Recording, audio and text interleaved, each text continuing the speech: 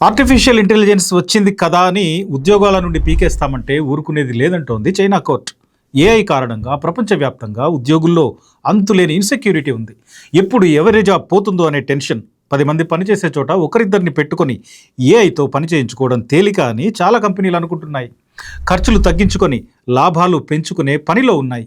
ఇప్పటికే వేలాది మంది ఏఐ కారణంగా ఉద్యోగాలు పోగొట్టుకున్నారు. కానీ ఇప్పుడు చైనా కోర్టు ఇచ్చిన తీర్పు కార్మికుల హక్కుల అంశంలో అత్యంత కీలకంగా మారింది.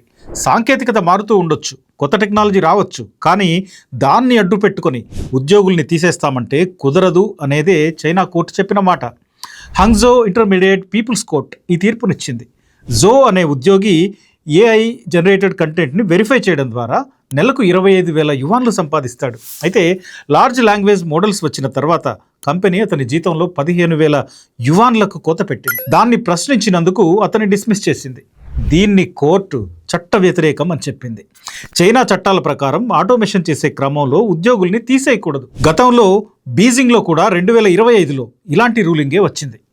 అక్కడ ఆర్టిఫిషియల్ ఇంటెలిజెన్స్ కారణంగా రోడ్డున పడ్డ బాధితుడికి కోర్టు అండగా నిలిచింది. సాంకేతిక రంగంలో వచ్చే మార్పులకు ఉద్యోగులను బలి చేయకూడదని చైనా కోర్టులు అంటున్నాయి. ఈ తీర్పులు ప్రపంచ దేశాలన్నీ గమనించాల్సిన అవసరం ఉంది. ఎందుకంటే సాంకేతికత మారినప్పుడల్లా ఉద్యోగులపై పడుతుంటాయి కంపెనీలు.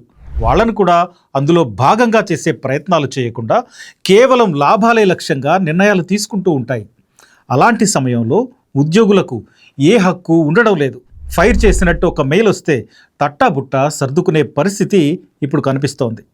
ఇలాంటి సమయంలో చైనా కోర్టులు ఇచ్చిన తీర్పుల్ని ప్రపంచ దేశాలు ఒకసారి గమనించాల్సిన అవసరం ఉంది.